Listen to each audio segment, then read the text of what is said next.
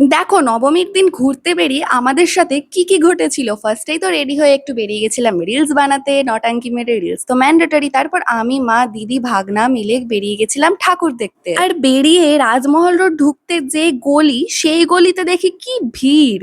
আমি তো বুঝেই উঠতে পারছিলাম না এই ভিড়ের কারণ কি। আর মা রাস্তার ওই পারে দাঁড়িয়েছিল আর মায়ের কাছে যাওয়ার কোনো সুযোগই ছিল না এই ভিড়ে। আর আমি এই ভিড়ের মধ্যে দাঁড়িয়ে দাঁড়িয়ে ভাবছিলাম এত মানুষ মালদায় এলো কোথা থেকে, নর্মাল ডেতে তো এত মানুষকে দেখতে পাই না। যাই হোক, আমি অনেকক্ষণ জাসুসি চালানোর পর না বুঝতে পারি সামনে একটা 4 হুইলার ঢুকে যায়, যার জন্য মানুষের ভিড় লাগে, গাড়ির ভিড় না লেগে। আর আমি তো ভেবেই নিয়েছিলাম আমি কোনো মতে এই ভিড়ের মধ্যে দিয়ে তো যাবই না, আর যতক্ষণ না এটা ফাঁকা হচ্ছে। যাই হোক, সামনে তাকিয়ে দেখি পুলিশও এখানকার ভিড় কমাতে পারছিল না এত তাড়াতাড়ি, কারণ এতটাই ভিড় ছিল। তো আমি পেছনে দিয়ে বেরাবো ভাবলাম, তো পেছনে দেখছি তাকিয়ে পেছনেও এতটা ভিড় লেগে গেছিল আর বেরানোর কোনো উপায় ছিল না। বাট অন্য একটা রাস্তা দিয়ে আমি বেরিয়ে যাই, আর বেরিয়ে নিয়েও দেখি যে কোনো রাস্তাতেই কিন্তু প্রচুর ভিড় ছিল নবমীর দিন, কারণ এত মানুষ ঠাকুর দেখতে বেরিয়েছিল। আর আমি এই ড্রেসটা পরে বেরিয়েছিলাম আজকে, যখন কিনেছিলাম তখন তো এতটা লং লাগেনি, তাহলে কি আমি বেটে হয়ে গেছি? আর এটাও কি পসিবল? যাই হোক, তারপর কোনো মতে চলে এসেছিলাম আমরা ঝঙ্কার ক্লাবে ঠাকুর দেখতে।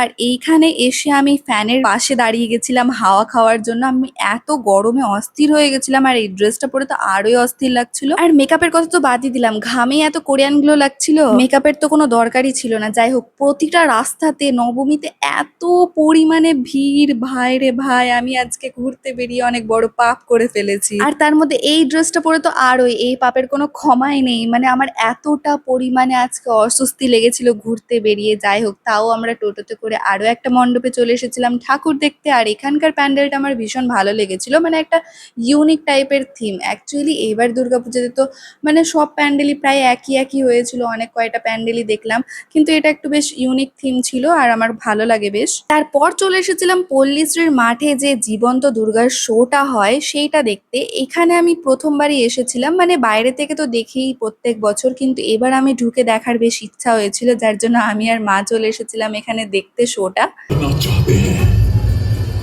ओम नमः शिवाय। सुंदरी ओम नमः शिवाय।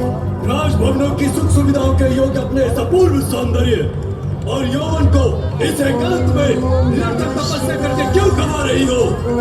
ओम नमः शिवाय। আজকের আমাদের লাস্ট প্যান্ডেল হপিং ছিল এইটা। আর আজকে যা ভিড় ছিল তো আমরা বেশি ঘুরতে পারিনি। তো আজকের ভিডিও এতটাই, বাই বাই।